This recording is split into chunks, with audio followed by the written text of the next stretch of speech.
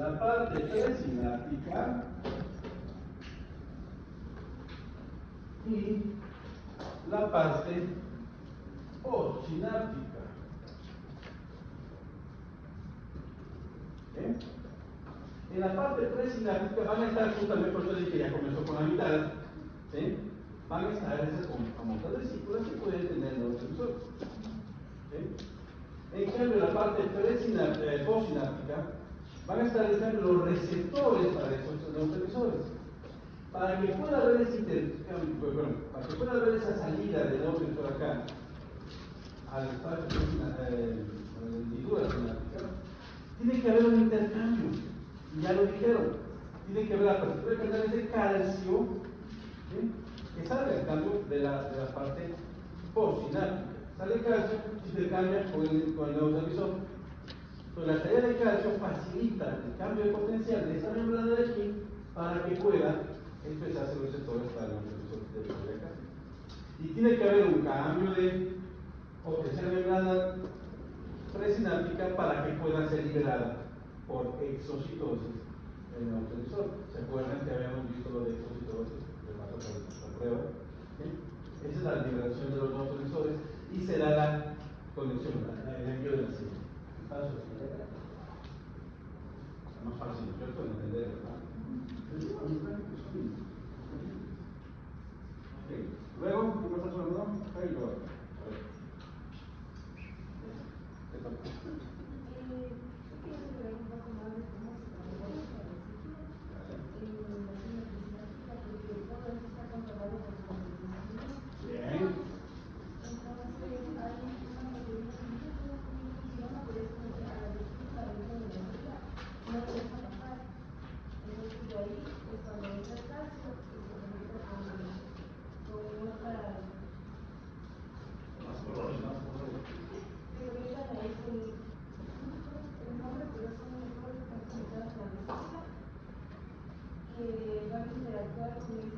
Yo les había dicho que la exocitosis es compleja. Aquí viene justamente parte de lo molecular de la exocitosis. Justamente pequeñas moléculas chiquitas que tienen que facilitar la conexión entre las para la liberación del neurotransmisor. ¿Qué más? El calcio que luego interactúa con esta proteína que yo le dejo pasar y la va a eliminar. Entonces ahí sí puede conectar esta vesícula a las otras proteínas para hacer exocitosis y se Bien. La vida es bella cuando se entiende fisiología. ¿Tu nombre es? ¿Cuál? ¿Y luego?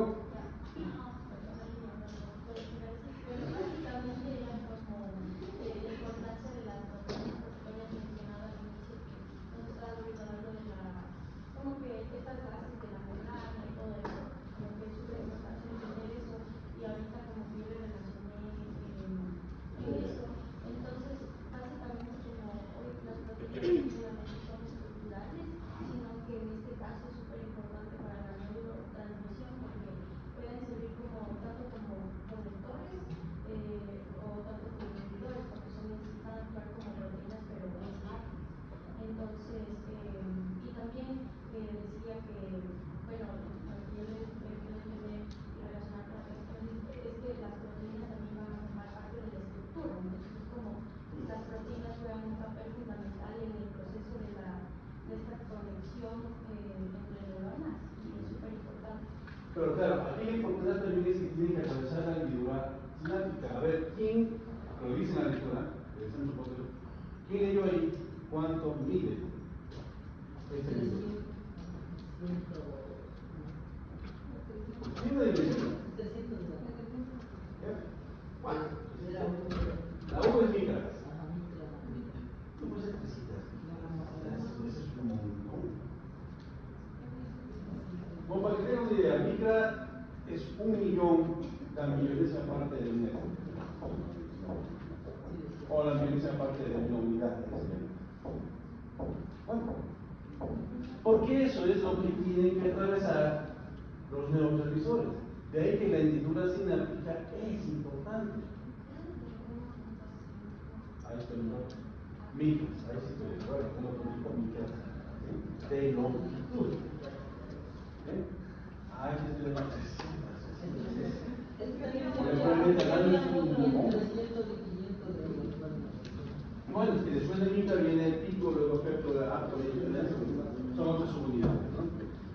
chévere. ¿Qué más sobre esa lectura? Ya sé que me había visto sobre la plasticidad sináptica. Ok, bien. Que básicamente es la capacidad de modificar la fuerza haciendo de más lenta, más fuerte. A esa eficacia de transición. Y existen dos formas principales, que es la protección a largo plazo y la depresión a largo plazo. Ok, ¿tu nombre es? ¿Otra vez? Victoria Liu. Ah, sí. Ok. Sí, efectivamente. Tiene que ver. Ya les había dicho que las neuronas deben tener cierta flexibilidad, ¿no es cierto? Se mueven así como ves con extremidades, por ejemplo. Entonces esta cosa de aquí también tiene que ser. Por lo tanto, aquí no es que esté vacío. Aquí hay un líquido, que es el que facilita ese intercambio. O sea, no es que está saliendo de la vesícula, se abre, por eso citosis, y sale a un vacío. No se va a caer, la verdad. No, pues sale a un líquido cerebral. ¿Sí? Y eso sirve como amortiguador justamente. Y por eso es que es un rango en realidad la dimensión que existe en el molecular. ¿Qué más sobre esa lectura? Hay proteínas, obviamente el líquido extracelular, agua en su mayor porcentaje, pero tiene una densidad muy interesante porque va a tener proteínas aquí que van a servir como factores quimiotácticos. ¿Qué significa eso? Porque obviamente el neurotransmisor que se da acá no tiene ojos. Entonces no vas a ver a dónde ubicarse, ¿no es cierto? Pues no puede salirse. Entonces esas proteínas les señalan dónde están los receptores. ¿Sí? Los llaman factores quimiotácticos. Porque son señales químicas, química, donde le van a facilitar llegar a su sistema. ¿Vale? También hablaba que la sinapsis puede ser tanto estimuladora o inhibidora. Ok. Dependiendo mucho del neurotransmisor y que se utiliza y también los receptores. Por eso la siguiente lectura son neurotransmisores. ¿Bien? Justamente. Bien, ¿qué más? Ya, después decía que las sinapsis excitadoras emplean principalmente glutamato como neurotransmisor, mientras que las inhibidoras usan GABA. Ácido gamma-aminobutírico. Las excitadoras demuestran una densidad postsimétrica mucho más gruesa y asimétrica, mientras que las otras son más delgadas y simétricas. O sea, no sé, recuerda que estos dos capítulos, hay un libro que recién lo compré, me pareció genial, un libro que se llama ¿Cómo se comunican las neuronas? Lo leí y me pareció fabuloso y dije que se puso la lectura para los es un libro bastante nuevo y súper divulgación científica. Quienes han estudiado todos los conmigo saben que me gusta mucho la divulgación científica, ¿sí? Por eso mando a leer mucho de divulgación científica. Y este libro justamente es, pero como no lo puedo usar en todos porque es muy técnico, lo uso en fisiología. Entonces, saqué el eso, no sé, porque obviamente está preparada una clase de neurotransmisores, pero con lo que les mandé a leer, creo yo que con eso cubrimos el tema. Si es que lo entendieron y lo leyeron, eso va. Pero con eso es otra de la clase, ¿no? Pero chévere, ¿puedes lo ver? Camila Andrade. Dale, Camila. Correcto. Bien. Pasemos a la siguiente lectura de los estratégicos. A ver, primero acá y luego allá. No, primero las damas, primero las damas. O sea, añadiendo como que lo que dijo Camilo, nos hablaba del ácido glutámico, es el responsable de este sabor umami de las carnes, de la carne. El sabor de la de la carne, sí. Ok, yo sigo pensando en neuronas, o sea, tú ya me Lo que hace es estimular los receptores que están presentes en las proteínas digestivas. También está concentrado en la sangre y en otras células. Está añadiendo lo que dice el ácido glutámico. Pero sería todo lo que dice. ¿Tu nombre es? ¿Sara? Oscar. No sé. Estimado. Bueno, sí decía de las neurotransmisiones que la función principal era la comunicación entre neuronas y también la importancia en los procesos fisiológicos y también describe cómo se liberan en la sinapsis y también cómo se unen a los receptores específicos que generan las respuestas a la célula, tales como y se clasifican en diferentes tipos como inhibidores, moduladores, y detallaba también los relatos como la serotonina, la dopamina, la serotonina y la noradrenalina y la glutamina. Cuando entremos en receptores, básicamente nos vamos a concentrar en dos tipos, ¿sí? Los adrenérgicos y los colinérgicos. ¿Por qué son esos dos y no en todos los demás? Porque en todos los demás los vamos a ir viendo en otros sistemas, ¿sí? Hay una gran cantidad de receptores. Es más, un neurotransmisor puede ser no solamente estos que acaban de mencionar, el glutamato, el aminobutírico, la acetilcolina, el coches, sino que pueden ser también neurohormonas. Por ejemplo, la dopamina puede ser un neurotransmisor, ¿sí? La noradrenalina es un neurotransmisor. Entonces, ya los mencionaremos ellos, salud. Ya los mencionaremos ellos más adelante, pero el asunto es que sí debemos nosotros ver como sistema nervioso automático, autónomo, simpático y parasimpático, estos dos, los adrenérgicos y los colinérgicos. Ya lo veremos más adelante. Ahí las asistentes están trabajando en la presentación de esto.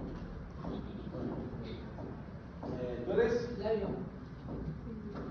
¿Labio qué? Chévere, ¿qué más? ¿Alguien más alzó la mano por ahí? Sí, o sea, para los amigos de la vida. Ok, ¿cómo les ganan? ¿No? O sea, también respetando un poco de estos de los neurotransmisores, decía que en el siglo XX solo se desarrollaba independientemente que los neurotransmisores se basaba en la acetilcolina y la adrenalina, pero a partir de como que surge la ciencia y más centrada en el sistema nervioso central, se desarrolla ya el tema de aminoácidos simples o de aminas biogenéticas, y eso es el tema de la dopamina y la Correcto. ¿Tú eres? León. Mireia, yo un momento.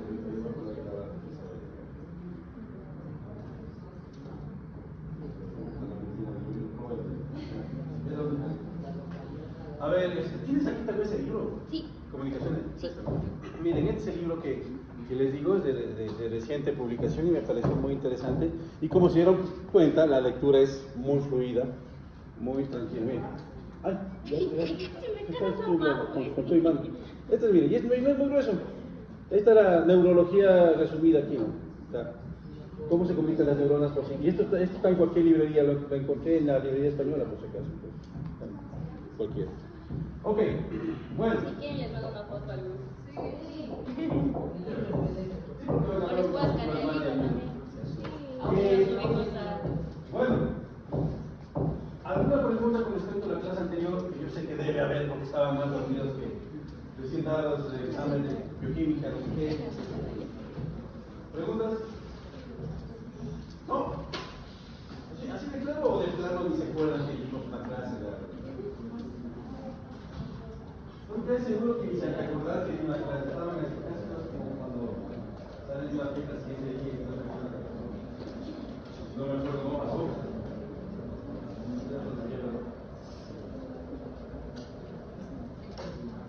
Bueno, vamos a continuar entonces, ¿verdad? No son niños. Ok, me niego a tratarlos como niños. ¿Me ayudas con la luz, por favor? Entonces, miren, aquí tenemos justamente las diferentes tipos de neuronas. ¿Sí?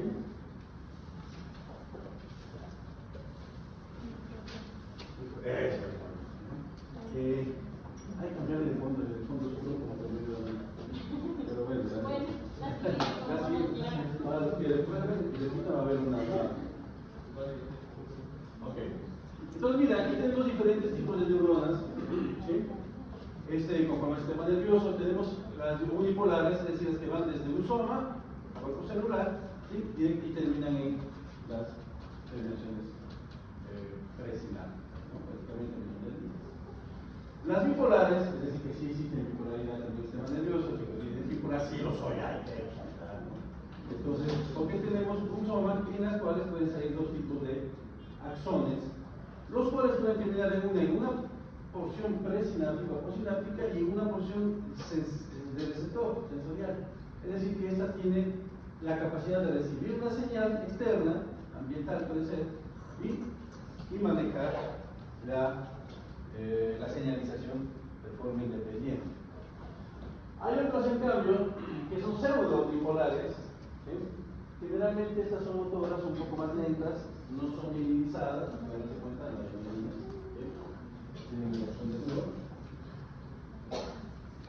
también por último tenemos pues las multipolares, es decir, aquellas que pueden salir, recibir señales en diferentes partes del propio axón. Ustedes se van a dar cuenta, por ejemplo, en endocrinología, que hay neuronas que se unen al soma de unas o a la zona presináptica de otras. Es decir, imagínense, imaginen, vamos a tener que poner aquí, escuchar para que esta se mueva, ¿sí? Y se una esto acá, la terminal con la terminal, imagínense. Y otra, la que se mueva, y se une esto acá, que sería lo lógico, ¿no? Esa es la parte normal, digamos así. Este de aquí unido acá. Entonces ello, ¿sí?, indica que es muy posible que una neurona pueda recibir señales por en diferentes partes, digamos. ¿De acuerdo?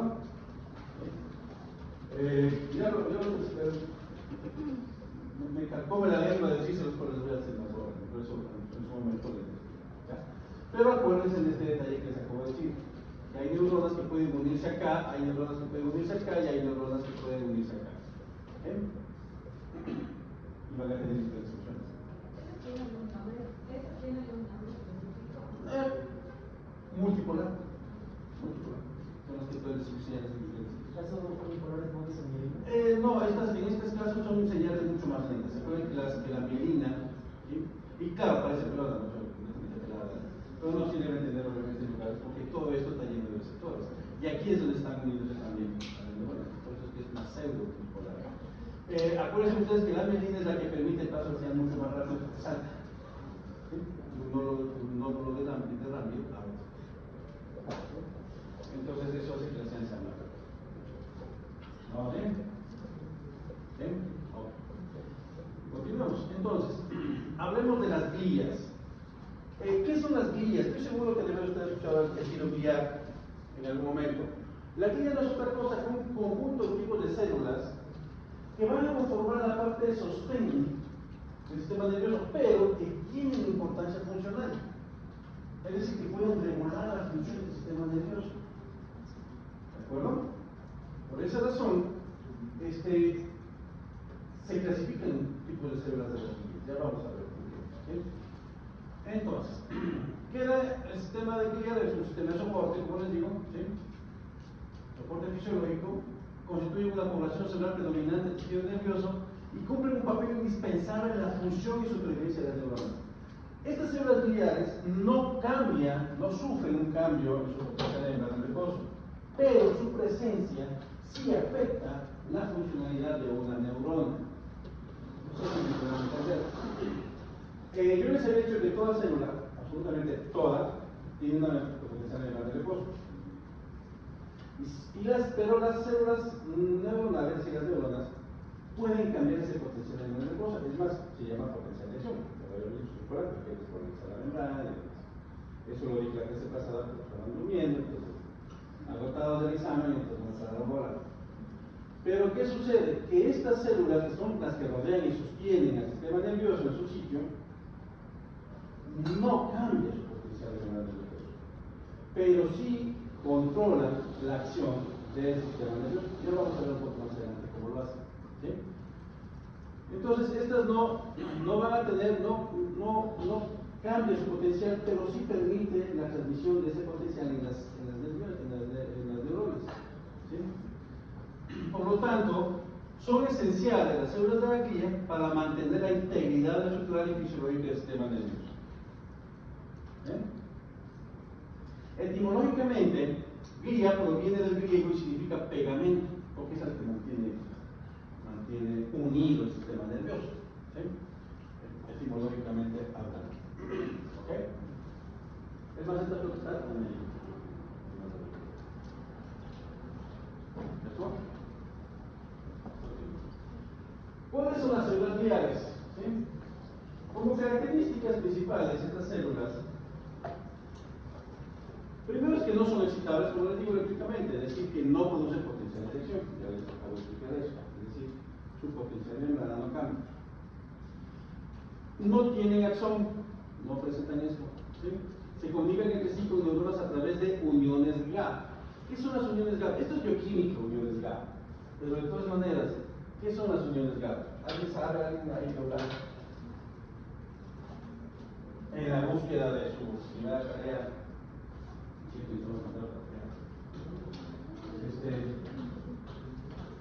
No encontró uniones GAP, sí, entre las covariantes, entre las cosas de banda favorecidas. No encontró uniones GAP. ¿Dudas? Ya tenemos la tarea. ¿Sí? Nada, porque es fácil poner ahí el chat y ¿qué son las uniones GAP? Las uniones GAP no son otra cosa que pequeños puentes, ¿sí? Iónicos, puentes, no dije canales, cuidado se confundan, puentes iónicos, ¿sí? Que facilitan la comunicación entre células. ¿Sí? Es más, facilitan la comunicación entre moléculas. ¿A quiénes son? Ahí acá, mi estimado. Yo no fui. ¿Por dónde fue? Allá fue. Pero si no me dicen, tenemos 4 personas que van a pagar 15. Así que de una vez. Yo no fui. ¿Quién fue? Ya, listo. ¿Cuál es tu nombre? ¿Tu nombre es? Daniela Pedro. ¿Cómo? Silva, Daniela Silva.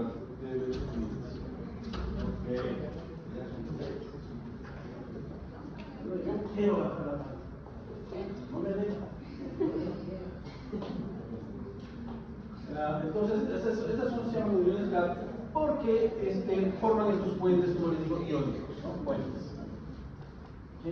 Entonces, estas células forman este tipo de uniones facilitan el intercambio iónico y metabólico. ¿Sí? Obviamente también participan en la homeostasis del sistema nervioso, es una de las funciones que tienen estas células diarias, porque regulan la concentración de iones, especialmente sodio, calcio, potasio, y de algunos neurotransmisores el microambiente sináptico. Este microambiente sináptico es justamente parte de esa hendidura sináptica. ¿Sí? Si ustedes también me preguntaban qué más conformaba esa hendidura, también hay células diarias. ¿Sí? También tienen como característica el apoyo metabólico, que aportan nutrientes y eliminan desechos neuronales. Favorecen la mielinización, es decir, que forman las vainas de mielina que aíslan los axones acelerando la conducción nerviosa. ¿Sí? Aquí ya estoy dando ejemplos de algunas células gliales, por ejemplo, los oligodendrocitos, sistema nervioso central, y células de Schwann, el sistema nervioso periférico. Las células de Schwann son parte de las células gliales. ¿Sí? Yo les he visto las células de Schwann son las igual de los planetas, facilita la reparación tisular. Acuérdense que yo les he dicho también que es un mito eso de que el sistema nervioso es completamente irreparable. Ciertas partes sí lo son. Y dentro de ese mecanismo de reparación participan las células gliales. ¿Sí? Reparación tisular. Participan en la cicatrización, regeneración parcial de lesiones nerviosas.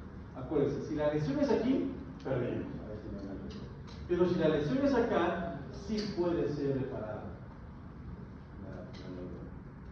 ¿Sí? Acá. Porque y se rompe, perdón. Ay, yo que luego colega. Lo que pasa es que muchas veces se destruyen los somas, pero incluido también el de la célula vecina, por eso no se puede ni reemplazar. ¿Sí? Cada vez, no sé si, bueno, ustedes son otra generación, pero no sé si ven o veían los Simpsons. Hay un capítulo entre los 20.000 capítulos 16, 85 temporadas, en la que Homero le dice al cerebro, conversa con el cerebro sobre esta capacidad, hagamos esto juntos y luego te sigo matando con alcohol. Tiene toda la razón. No sé si Homero habrá estudiado psicología, pero tiene toda la razón. ¿Sí? El problema del alcohol es que no solo te mata una neurona, te mata varias. ¿Sí? Porque también todas las neuronas vecinas, ¿no? Exactamente, o sea, va destruyendo conexiones. Ese es el término correcto. Acuérdense que aquí puede estar unida a otro, a otro más, y destruyen eso, pero se destruye la conexión.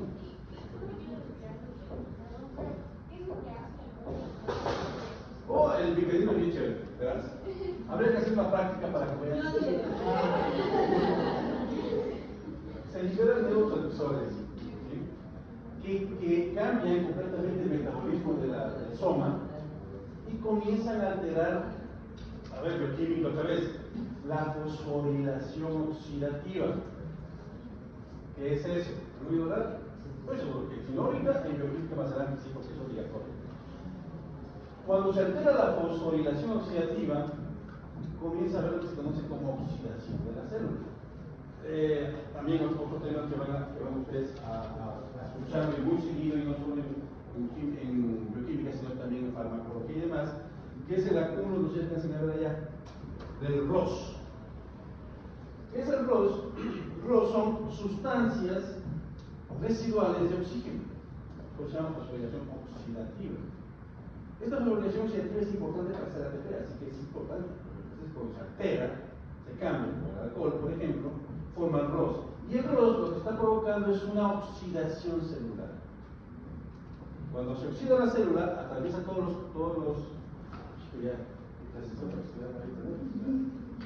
cuando se alteran completamente todos los mecanismos antioxidantes que tiene la célula tiene mecanismos antioxidantes tanto fuera como adentro. ¿Sí? Adentro, por ejemplo, está la alimentación por oxidación. Glutatión, exactamente, que está conformada básicamente por selenio, de ahí la importancia del selenio. Entonces, cuando ya sobrepasan esa barrera, el soma se oxida. La célula en realidad, porque esto le pasa también a los hepatocitos. Exacto, por eso no están, o no sienten, o pierden sensibilidad. Espérame, yo está por acá. Ya por acá. Pierden sentido, sí, ya vamos a ver los sentidos los adelante, y ahí vayan practicando. Olvídalo, no lo hagan. Pero digamos, ya, entonces esa parte es por distancia, ¿y cuál puede ser algo que afecte en cambio al otro lado y que sí puede ser como... Lo que pasa es que si aquí se daña, aquí ya no se libera el neurotransmisor, porque ya no reconoce la señal para liberar el neurotransmisor. Pero dijiste como que si se daña arriba ya es como lo que se puede ver, pero si se daña abajo... Bueno, yo decía por el alcohol, o sea, yo me metí en el alcohol, no me saca de esto, ya, si se toma, perdón. Si se daña aquí abajo, sí, pueden recuperarse. ¿Por qué? Porque aquí es una célula. Es decir, que puede sintetizar proteínas, que puede sintetizar... ¿Pero cuál es el ejemplo como de una enfermedad o algo que puede hacer? Por ejemplo, el inicio del Alzheimer. El inicio. ¿Sí? El inicio del Alzheimer te puede afectar acá. Pero si tú lo detectas muy al inicio, sí puedes provocar farmacológicamente la recuperación de esta señal. ¿Sí? Pero cuando ya el Alzheimer está avanzado, está atacando acá. Ahí el problema. Eso con respecto al Alzheimer, que es una enfermedad muy estudiada, pero por ejemplo, me equivoqué, es con el Parkinson. El Alzheimer no está tan estudiado, que no lo crean, porque el Parkinson está súper estudiado, pues en épocas contemporáneas se puede curar el Parkinson. ¿Sí? Pero el Alzheimer se detecta por descarte. Es una cosa de locos. ¿Sí? Es decir, cuando ya no hay de otra, es Alzheimer. No sé si sabían ese detalle. O sea, no hay una forma diagnóstica confirmatoria de Alzheimer. No, es porque ya no hay más que es Alzheimer. Así de, todavía de mucho estudio que se necesita para esa enfermedad. ¿Y en animales? Igual. Ahí existen las coagulopatía, la enfermedad de Sjögren, el lupus eritematoso, todas esas enfermedades hay en perros, y están afectando parte de ¿Perdón? En animales la demencia se sigue todavía estudiando porque, por ejemplo, y este es un caso bien interesante, así, alrededor de 50 años, pero imagínense que yo no nacía tampoco bien hecho, ¿no? Pero alrededor de 50 años se pensaba que la vida natural de un elefante era la locura en la vejez, ¿sí? Porque se volvían locos, agresivos y demás. Después descubrieron que en realidad no era una locura, sino que habían detectado una MSM. Y los elefantes tienen un órgano nasal tan bueno que pueden detectar un MSM a 50 kilómetros a la redonda. Por eso es que pensaban que estaban locos, porque decían que no hay ningún MSM aquí. Claro, que lo has buscado los 50 kilómetros que te quedan, ¿no? Resultaba que era eso. Entonces entraban a la pubertad, detectaban feromonas, se volvían locos. Y no los aguantaba nadie, obvio, y iban a buscar de. Entonces, la demencia en animales todavía se sigue estudiando porque todavía se puede compaginar con el comportamiento animal, humanas especies. En cambio, la demencia se está estudiando en humanos por asunto de edad. Y también algunos trastornos, hay gente que se puede a los 30 años. ¿Sí? Yo creo que sea juvenil, algunos gente como de nuestra edad les habla de esto sobre cualquier año. Hay un estudio que se le conoce como printing, no sé si alguien un poco la gente del comportamiento. El printing es, por ejemplo, cuando una cría nace y lo primero que ve es el primero, la persona, el individuo o organismo que ve, cree que es su mamá. ¿Ya? Ese es el printing, es una forma.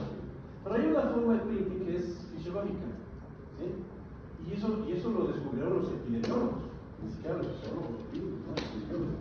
Y es porque los epidemiólogos manejan miles de datos, ¿sí? Que nosotros no hacemos eso. Pero descubrieron, por ejemplo, y eso me basé parte de mi experimento en el doctorado, un descubrimiento que fue en humanos, en el que midieron que, por ejemplo, esto estoy perdiendo mucho tiempo, no ustedes se preguntan, evaluaron a 40.000 mujeres que sobrevivieron, por ejemplo, hambrunas o sobrevivieron guerras. Y descubrieron que, por ejemplo, si eso sucede, si ese traumatismo sucede en el último tercio de gestación, puede estar afectada a su cría en la vida adulta. Acá es eso. Encontraron problemas coronarios cuando la mamá sufrió hambruna en el último tercio de gestación. Problemas coronarios a los 40 años. Imaginen eso. Es una cosa de locos. Parecería ciencia ficción, pero no lo es real. ¿Sí? Entonces son estudios que, como les digo, descubren los epidemiólogos porque ellos manejan miles, millones de datos y van sacando cosas que nadie más. ¿A quién se le va a ocurrir hacer un experimento para evaluar los efectos de una patología, de un traumatismo, de lo que sea, de una gestación, en la vida adulta de él? ¿No? O no, en animales igual, necesitas esperar a que sean adultos los hijos para ver si tuvo una correlación, ¿no?, con su etapa prenatal, pero los epidemiólogos lo descubrieron. ¿Sí? Y ahora existe eso, por eso es que el último tercio de gestación es importantísima. ¿Sí? Mucha gente pensaba que no, que más bien ahí ya la cría está completamente formada, ya solamente el último tercio de gestación crece, nada más, pero listo, vamos, y no. Y esto es muy importante en nuestra vida. Ahora sí que está. Reparación celular ya lo mencionamos. Y modulación sináptica. Esta parte es interesante porque influye en la liberación y recaptación de neurotransmisores, regulando la actividad neuronal. Aquí es donde quería llegar. Aquí es donde quería llegar. Esta es la importancia de las células gliales. Cuando son así como que tenemos químicos en el cerebro y todo eso, que se debe a eso. Exactamente qué, obviamente las neuronas, pero ¿cómo sucede eso? Pero ¿sabes por qué la neurología es una especialidad que dura 5 años? Justamente porque se estudia un montón de procesos bioquímicos ahí que hasta la fecha todavía no se entienden. Por ejemplo, el envejecimiento. ¿Por qué envejecemos? Porque el sistema nervioso envejece. Y no hay forma de, todavía no hay forma de echar para atrás ello, ¿sí? Por todos los químicos que se secretan. El estrés constante, que es el estrés, son secreción química constantemente, eso es el estrés. ¿Sí? Cuando se enamoran, también hay liberación de sustancias químicas cuando ven al príncipe azul. Lo ven y secretan, esas maripositas, no son maripositas, son neurotransmisores que se están liberando. ¿Sí? Cuando odian a alguien, pasa exactamente lo mismo. A lo ven, hijo. Se liberan neurotransmisores que te hacen sentir ese. El problema son los algoritmos bioquímicos que tenemos. ¿Sí? El momento, actualmente, la muerte por envejecimiento sería la muerte natural. Porque si alguien te dispara, no vamos a poder hacer nada. ¿Sí? Pero la muerte natural solo es un problema técnico. Es un problema técnico. La biomedicina ha aumentado tanto que es muy posible que a un futuro no tan lejano, no es tanta ciencia ficción, ¿sí?, se pueda descubrir cuál es ese algoritmo bioquímico que provoca envejecimiento y se lo pueda detener. Hay proyecciones en algunas publicaciones que dicen que el ser humano puede llegar a vivir hasta 300 años y después volverse amortales, no es inmortales, es lo mismo, amortales, es decir, sin muerte natural, porque el momento en que alguien te atropella si te vas a morir, ya es si no te va a hacer nada, ¿sí? Pero es decir, sin muerte, ya no es parte del ciclo. Imagina las religiones se quedan sin dientes. Todas las religiones venden la idea de la vida después de la muerte. Si no hay muerte, solamente para los que son asesinados. Puede existir eso, ¿verdad? Ya, como les digo, ya biomédicamente, biotecnológicamente, ya a lo mejor se vuelve un asunto simplemente técnico. Pero claro que se han puesto a pensar lo paranoicos que nos volveríamos. O sea, si a mí no me pasa nada, no me muero. Pero si me da una gripe, si me atropellan, si me disparan, yo me quedaría encerrado en la casa. Uno se volvería paranoico más fácilmente. Pero digamos, tiene esta percepción de conocimiento, también se evitaría enfermedades que vienen con el conocimiento también. Claro, per se, obviamente, ¿no? O sea, sería más fácil estar ahora sí fácil, ¿sí? Ya se acabó.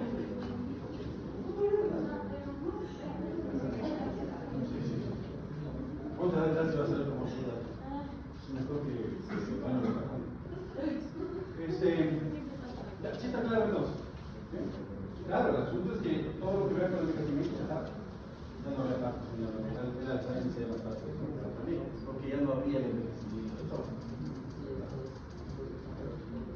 Bueno, ¿vamos bien?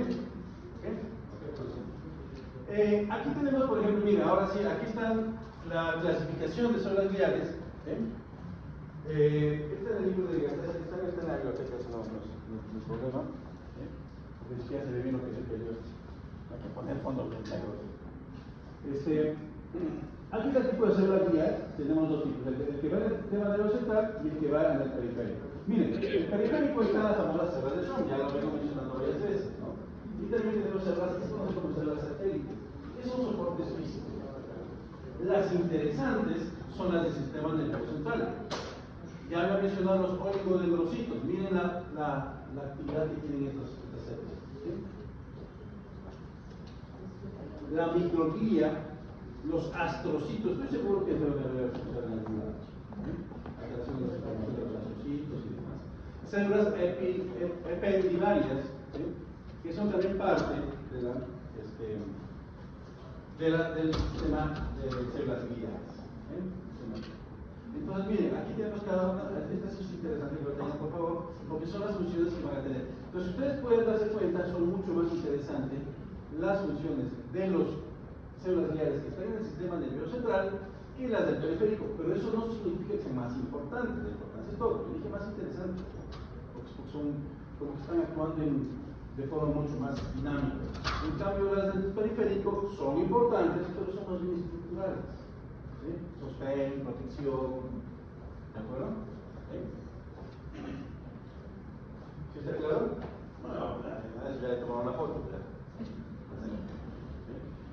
Okay. Pero sí quiero que tomen en cuenta eso, ¿no? Los paralizadas, por ejemplo, son Sí. Claro, igualito. Gracias a los colores, están pintados así. Pero comparar, por ejemplo, eso. Eso significa entender justamente. Entonces, ya tienes. ¿Sí? Se ha dicho de paso, por ejemplo, para el examen. Cuando yo digo enumera 3 características de 2 tejidos, estoy diciendo características fisiológicas, no anatómicas. ¿Sí? Si yo digo cuáles son 3 diferencias entre un tejido y otro, quiero diferencias fisiológicas. No sirve la respuesta, este tiene esto y este no. Eso no es una diferencia fisiológica. ¿Sí? Este tiene esto y esto tampoco. No, eso no es diferencia. Este tiene esto y esto tiene esto otro. Ahí sí es una diferencia. ¿De acuerdo? Digo, oye, para el examen. Ok. ¿Sí está claro entonces? Nosotros tienen que estar entendidos. No se estarán quejando, ay, encima nos manda a leer el libro. Eso es parte de lo que pido de la universidad. No pongan en serio que créanme que arriba lo leen. Y ya lo dijeron, no se preocupen profesores, si un alumno se queja porque lo mandaron a leer, bien hecho, dice alguien. ¿Sí? Así que no se están quejando de que les mandamos a leer, porque es parte de la función, de la obligación de ser estudiantes. Y más todavía de medicina veterinaria, donde tienen que leer toda su vida. Si se gradúa no se acaba la carrera, no, comienza la carrera. Comienza la carrera. Ya depende de ustedes, no de una clase, el actualizarse. Así que vayan a actualizar su carrera. Mira, acabo de comprar un libro y luego dice a los alumnos. Ok. Sistema nervioso central y sistema nervioso periférico.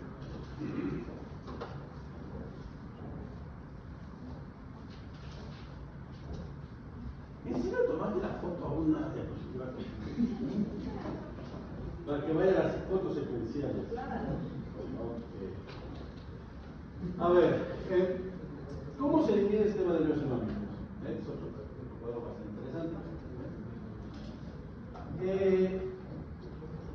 Por ejemplo, si hablamos de estructura, tenemos aquí el sistema nervioso central va a estar conformado por el cerebro y prácticamente la médula, ¿cierto? El periférico, en cambio, va a estar formado por nervios craneales, espinales y ciliares. Cuando hablamos de funciones principales, el sistema nervioso central integra y procesa la información sensorial a la que llegue. En cambio, el periférico conecta el sistema nervioso central con el resto del organismo. Esa es parte de su función. Por eso se llama por eso periférico, se ha dicho el paso, de su nombre. En lo que a respuesta se refiere, este pueblo sí necesita analizarlo, porque por una cortita no da eso, no. Respuestas genera impulsos motores voluntarios e involuntarios y regula funciones viscerales. No sé si han dado cuenta que voy a quedar apastando un botoncito aquí en el reloj. Es que por lo que estoy caminando y está el calor, cada vez me está diciendo ya te va a dar un infarto, te va a dar un infarto, y no le hago caso.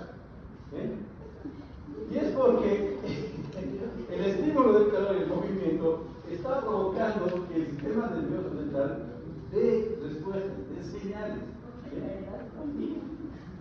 No, si me caigo ya no me quema mucho así. Entre toditos, no tiene idea cuánto peso.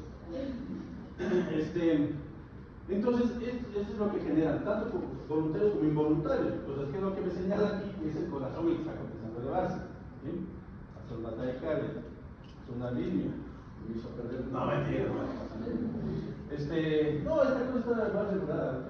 Un día estaba sentado y de repente, potencial infarto, ¿ves? Para ver que no hay como confiar en todo, no tiene que hacer exámenes médicos. Bueno, ¿cuándo fue la última vez que me enfermé, Cris? ¿Me has visto enfermo alguna vez? No. Llevo como 7 años sin enfermarme, o sea, jamás me he dado COVID. Yo sí manejé la bioseguridad adecuadamente. Soy el único de todos los profesores, a hecho el paso de la regla, que manejó la pandemia con la seriedad que se debe manejar. Hasta la fecha no me ha dado COVID. Nunca me. No, en mis exámenes, pero aquí no hicieron PCR. Y sí me he vacunado, obviamente. Pero yo tenía, por ejemplo, la bioseguridad, los médicos veterinarios la manejamos desde hace miles de años. Los médicos para humanos nos andaban ahí asombrados de que unen con desinfectantes para entrar a un restaurante. Nosotros hacemos eso en granjas avícolas desde hace, les juro, ya casi 100 años. ¿Sí? O sea, los médicos veterinarios manejamos el coronavirus. ¿Quién tiene ustedes perros? La gran mayoría, ¿no es cierto? ¿Vacunaron con el paro corona? Sí. ¿Qué significa corona? Coronavirus. Manejamos el coronavirus desde hace décadas. ¿Sí? Yo me reía mucho. Este asunto de la pistolita ya les expliqué también, o sea, lo manejamos desde hace muchos años y acá con la pistolita. Pero bueno, es más, se han oído hablar ustedes de la filosofía de Juan Carlos, una salud. O sea, pues actualmente se está manejando justamente ayer, me invitaron a escribir un capítulo del libro. Hay publicaciones que se manejan ahora One Biosecurity.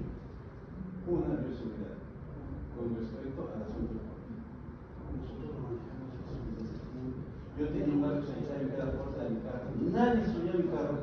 Sí, yo tenía mi carro. Y no me dio jamás. Había vacunas hechas la vacuna. Refuerzos, hay las refuerzos. Es más, estuve en México y ahí tenía la vacuna Abdalá, que es la que hicieron en Cuba. Venga. Si la de Pfizer le pone el chile de Bill Gates, que la otra le ponga el chile de Fidel Castro, ahí se pelean adentro. ¿Y cuándo fue la última vez en serio? ¿Cuándo me he enfermado? Así que todavía no puedo ir hoy, me duele la cabeza. Así que, bueno, claro que tampoco me pego. Cuando me enfermo sí me manda a la cama 3 días, pero tengo que esperarme 7 años más. Ok. Entonces, respuesta del sistema nervioso central genera impulsos motores voluntarios e involuntarios. Respuesta del sistema nervioso periférico transmite los impulsos hacia o desde.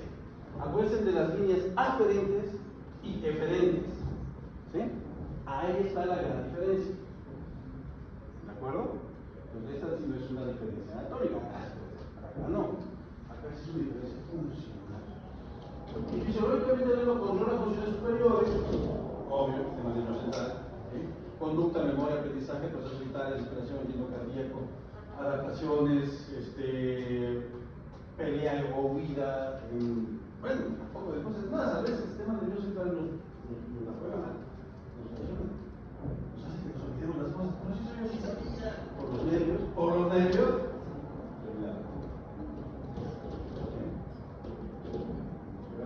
¿Y por qué se olvida? Porque existe un neurotransmisor que se conoce como adrenalina, que es justamente la que provoca juguetes.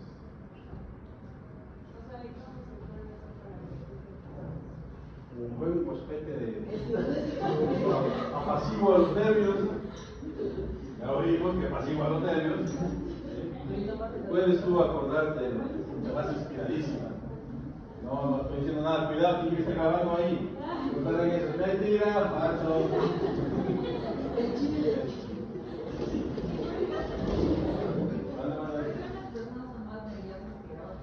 No, eso ya depende, esas son individualidades. Mira, y eso se ve en todas las especies. Yo vi un documental hace años sobre las grandes migraciones que hay en África, de los ñus, por ejemplo. ¿No? Es un gobio, son 5.000 kilómetros que caminan esos ñus. Y en todo el trayecto, muchos depredadores van atacando. En el último, tienen que atravesar un río lleno de cocodrilos. ¿Sí? Y se vio ahí cómo los cocodrilos se dan un castillo, los cocodrilos tienen que pasar corriendo. Cae uno, aprovecha que se están entreteniendo el cocodrilo y corren los demás. Pero hasta ahí se ven ese tipo de cosas. ¿Sí? Hubo un caso, tanto frenesí, hubo ahí, que hubo uno que se quedó quieto. O sea, no pudo salir corriendo. Se quedó quieto. Obviamente los cocodrilos llegaron, pero le traicionó él. Estaba nervioso. Y uno le puede haber dicho, tu dosis de valentía. No hagan eso del examen. Están bien juiciositos. ¿Sí está claro entonces, ¿no es cierto? ¿Y qué hace el sistema nervioso periférico? Permite la adaptación al medio externo, percepción, locomoción, mantiene homeostasis interna, ¿no? Y por último, importancia clínica, bueno, lesiones que producen alteraciones motoras funcionales o de conducta, y desde el punto de vista clínico, habría que buscar aquí sí neuropatías periféricas y hipersensibilidad de los movimientos.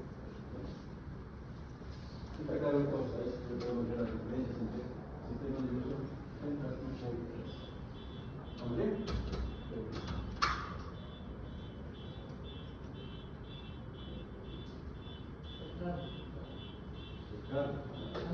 Anatomía de un nervio periférico. Miren, por ejemplo, aquí tenemos una cantidad de estructuras interesantes que vamos a analizar. ¿Bien? Un nervio periférico está constituido por un conjunto de fibras nerviosas dispuestas en fascículos y rodeadas por capas concéntricas de tejido conectivo. Ya lo mencioné en la clase pasada. No se recuerden. Esto obviamente va a garantizar la protección, soporte estructural y conducción eficiente del impulso nervioso. Por lo tanto, tenemos que analizar estas capas. ¿De acuerdo? Los conocemos. ¿Cuáles son las fibras nerviosas o los axones? Pueden ser mielina polinizadas, recubiertas por una vaina mielina formada por células Schwann, que acelera la conducción del impulso saltatoria, es decir, que se acuerdan que yo sacar el logro de la mielina. Estas mielinizadas o amielinizadas, es decir, sin mielina, ¿sí? Que son de conducción mucho más lenta, pero funcional en fibras autonómicas y sensitivas a la son estos.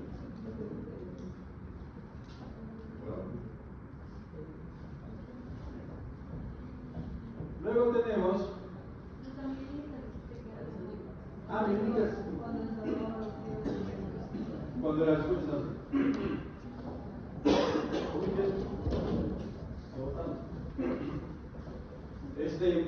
el endo neuro, no queremos el endo así, ahora vamos a ver un poquito más de detalle.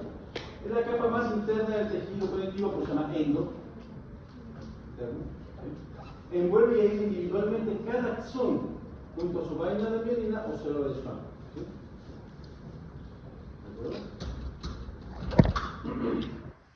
Luego tenemos el perineuro. Cada capa de tejido conectivo denso rodea grupos de axones formando fascículos nerviosos, proporciona una barrera hematonerviosa regulando el microambiente iónico y protegiendo las fibras de agentes externos.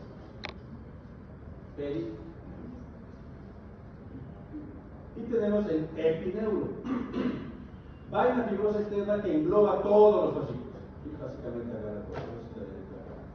Confiere resistencia mecánica al nervio y lo fija a estructuras adyacentes. Permite que el nervio soporte estiramientos, presión, fricción. Es decir, es el más externo del trabajo. Entonces tenemos esas tres capas que ya las había, insisto, mencionado inicialmente, pero aquí ya estamos analizando un poco esto más. ¿Está claro? ¿Alendo? Sí. Ahí está. ¿Qué? ¿La tuya también? Sí, la vaina.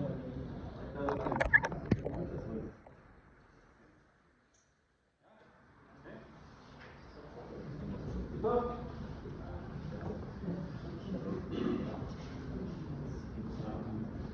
Ahora, cuando hablamos del sistema nervioso periférico, podemos también ver la clasificación funcional que tienen estos nervios. ¿Sí? El tipo de nervio, por ejemplo, sensorial o aferente, la dirección va a ser siempre de receptores al sistema nervioso, transmite esta información, y un ejemplo de eso es el nervio óptico, nervios sensitivos cutáneos. ¿Sí? O sea, si yo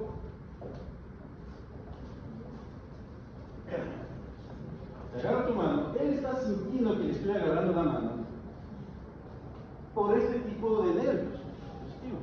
¿Sí? Y cuando le agarré la mano, la señal viajó desde aquí, en ese sentido, hacia el sistema nervioso. ¿Sí? Ese es el sentido que vea. La parte aferente. Pues recuerden que yo les había dicho que también tenemos una parte eferente. ¿Sí? Es decir, las que viajan en cambio en sentido contrario, el sistema nervioso central hacia los órganos efectuales. Si yo le hubiese golpeado la mano, él por estas vías va a querer quitar esa mano. ¿No es cierto? ¿Por qué?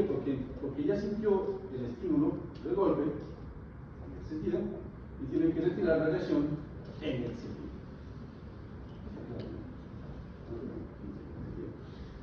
Entonces, toda la función fisiológica aquí es controlar la actividad somática voluntaria, musculoesquelética, por ejemplo, retirar la mano, o involuntaria, cuando hablamos de músculo liso, secreción glandular. En esta parte aquí, nuevamente, ven a su príncipe azul, ponen esa carita así de boletín. Y lo que están haciendo es que el estímulo por nervio óptico, lo vieron a ese ejemplar digno de ese sentimiento, ¿sí? Y como respuesta secretan, ¿sí? Neurotransmisores. Pero el sistema nervioso periférico es que Por eso, claro. te da como que La bioquímica que ya lo habíamos comentado anteriormente, o sea, tú lo ves por este tipo de cosas. Entonces tiene que haber esta dirección, porque ya lo viste. Es más, se han hecho estudios, ¿sí? Por ejemplo, con vacas, que la mamá no necesita ver a la cría. Con solo olerla o escucharla, y son trabajos muy interesantes de Agustín Orihuela, donde se paran a la cría a cierta distancia, ¿sí? Y van viendo el comportamiento, son pruebas etológicas. ¿Ya ven etología? Ahí en este momento, ¿no? Hay pruebas etológicas donde evalúan el comportamiento de la mamá. Por ejemplo, cuando hablamos sobre secreción glandular, la presencia de la cría permite la secreción de prolactina y por lo tanto secreción de leche, producción de leche. La presencia del estímulo del pezón de la cría provoca la liberación de oxitocina y por lo tanto la eyección de la leche. Quienes hayan estado en alguna hacienda productora de leche saben que, por ejemplo, cuando van a la sala de espera, ¿sí?, de los salados ordeños, muchas vacas ya son tabadas. ¿Por qué? Porque hay una reacción neurogénica, justamente así. Prácticamente está haciendo un ciclo. ¿Sí? Los ellos ya saben que van a ser ordeñadas, no lo saben conscientemente, lo saben inconscientemente. ¿Sí? Y liberan estas hormonas. En Estados Unidos se hizo un estudio y resulta que se puede perder hasta 2 o 3 litros por esta reacción en toda una lactación, en varios meses. ¿Sí? ¿Por qué? Porque comienza a cortar la leche. Entonces, y eso sucede en todas las especies mamíferas, se ha hecho de paso. Llora el bebé, hijo, ya van a ver cómo. Muy interesante. Porque eso llama justamente atención, como ese tipo de efectos involuntario. ¿De acuerdo? ¿Y qué son los ejemplos de ese tipo de nervios que están funcionando aquí? Serían nervios motores, espinales y transversales. Pero también existen nervios mixtos, es decir, pueden ser tanto aferentes como aferentes, es decir, tanto pueden enviar la señal como, seguro que ya hemos hablado de los famosos bipolares, ¿sí? Pueden enviar la señal también como poder hacer la reacción, entonces es bidireccional. Nervios que van a tener fibras tanto aferentes como eferentes, ¿sí? Integran funciones en un solo nervio. Y básicamente el ejemplo típico de estos nervios son los nervios espinales. ¿Está claro? ¿Bien?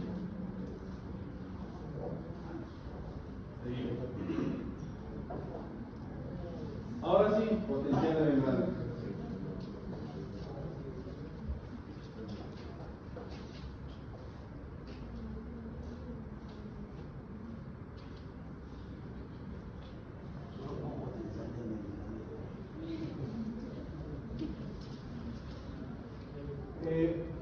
A ver, los fundamentos para entender.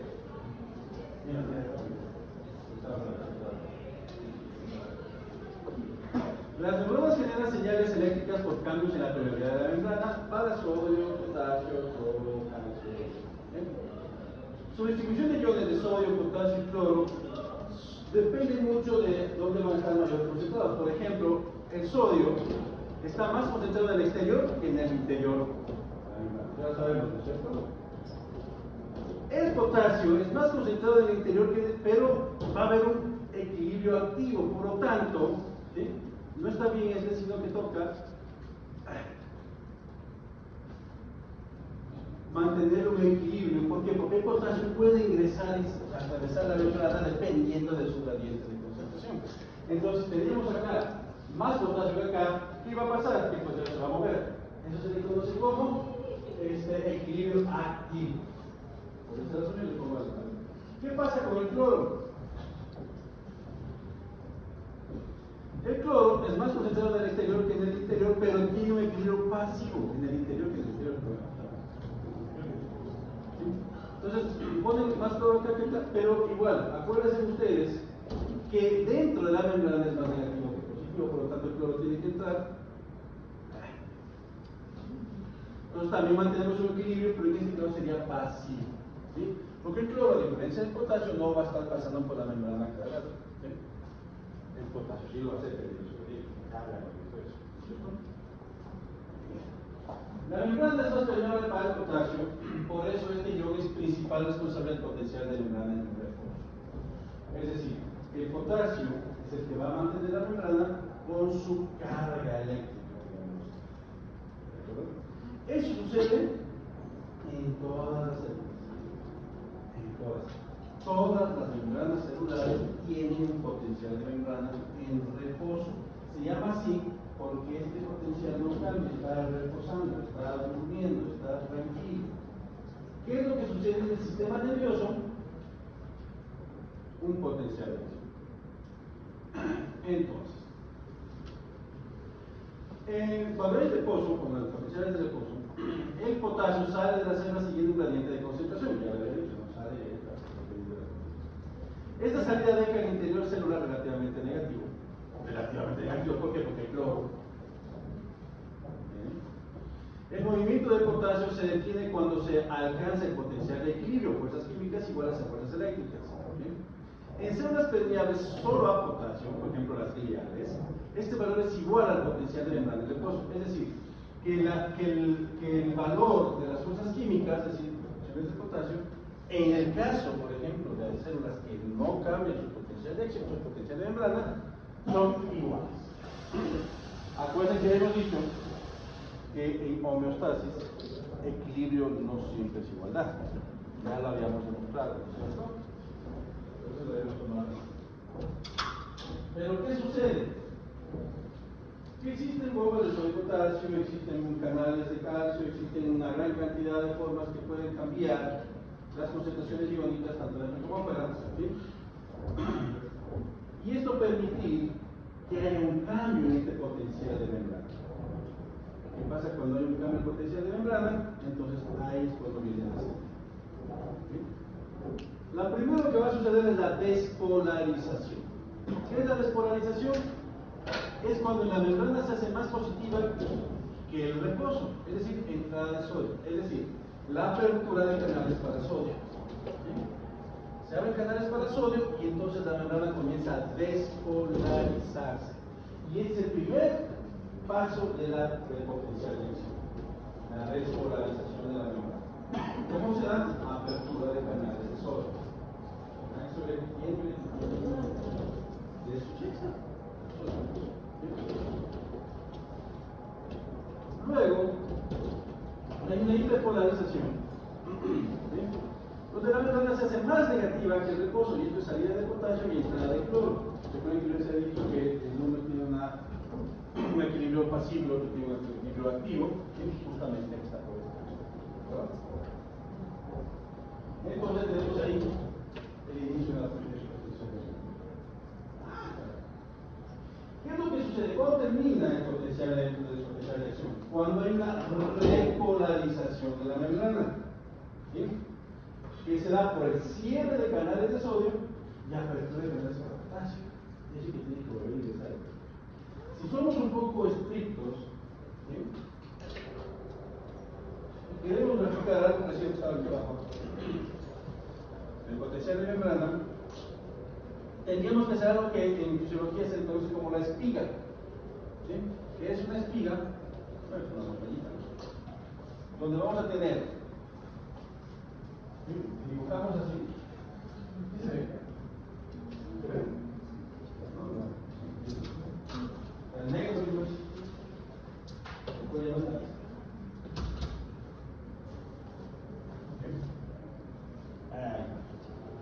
Cuando hablamos de despolarización, espiga justamente es el inicio de la despolarización. Ahí está. ¿Sí? Es la apertura de canales para sodio. ¿Sí? Termina la despolarización en una hiperpolarización, que ya habíamos dicho, donde se cierran los canales, aquí incrementan, acá abajo se cerrarían los canales para sodio, y comienza lo que se conoce como repolarización.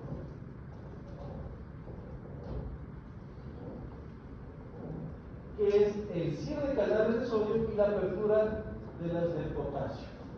¿Sí? Entonces, básicamente ahí tenemos nosotros un potencial de acción. ¿Sí? Esto en fisiología, como les digo, se mide de muchas formas. Por ejemplo, cuando les dice el grafiquito de el eje X, ¿cómo se llama? ¿Lo pueden ver? Perdón, este plano que se llama. Podemos poner aquí abajo, por ejemplo, tiempo. Entonces aquí acá va a haber un tiempo que va a variar dependiendo del tipo de delta. si es mielinizado o no es mielinizado. Cuando es mielinizado, es más rápido, este es mucho mejor. Es mucho más rápido. Potencial de acción. En cambio, cuando es desmielinizado el nervio, se alarga. Porque son más lentos.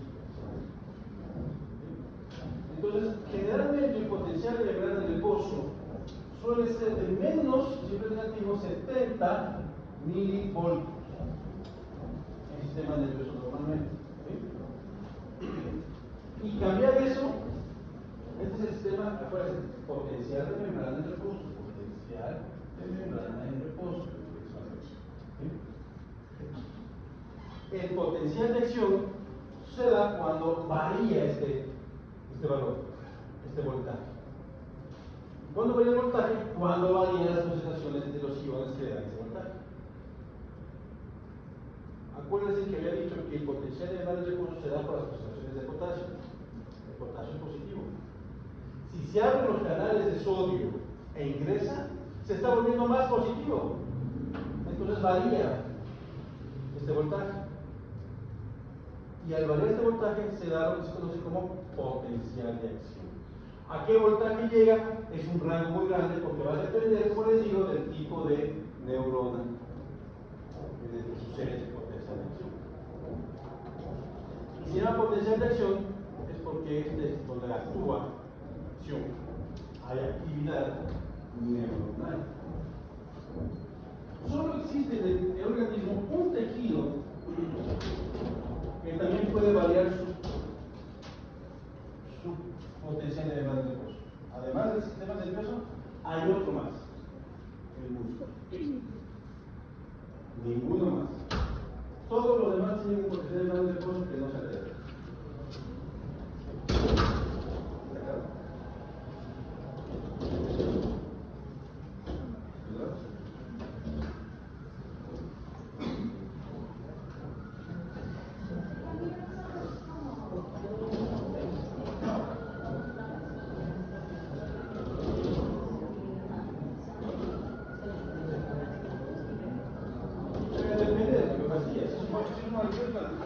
Pero si es una, por ejemplo, atrofina que es un polinomio médico, ya vamos a ver receptores, sí puede llegar a alterar.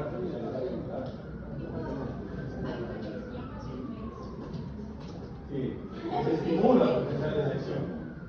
Pueden decirlo dos. Yo en lo general no recomiendo esto de pastillas porque depende mucho. Acuérdate que nada de esto es generación espontánea, tiene que salir de algún lado. ¿Sí? Y si tú estás forzando a tu cuerpo, no estás comiendo bien, no estás dando bien de cerdo, esa pastilla lo que va a hacer es agarrar tu cuerpo.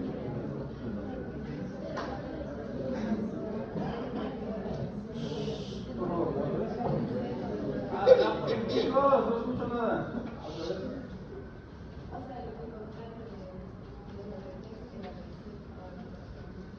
Es el cambio que evita, es esta liberación del neurotransmisor. ¿Qué te pasa? Entendiendo. ¿Saben decirlo? Tal vez no, yo estoy entendiendo. Entonces, mire, aquí teníamos nosotros una despolarización, claro, la hiperpolarización es abajo, pero la repolarización es cuando la despolarización se termina. ¿Sí? Entonces, al final del potencial de acción es la repolarización que ves aquí. ¿Está claro? Dilo. Suéltalo. O sea, tengo una duda. La repolarización era cuando se abría, se cerraba el canal de sodio y se abre los de potasio. Y otra vez vuelve, o sea, a repetirse como una cadena. Sí, es como una especie de ciclo, es decir, que se repolariza y la membrana vuelve a ser potencial de membrana de reposo. Hasta que hay otro estímulo y vuelve a haber otro potencial de acción. Por ejemplo, lo que estás ahorita agarrando entre tus manos era justamente potencial de acción. O sea, siempre tienes que haber un estímulo para que otra vez. Siempre, exactamente. ¿Sí? Acuérdense que las fibras aparentes diferentes van y regresan del sistema nervioso central. El sistema nervioso central es el que manda la orden, tiene que haber fibras que lleven.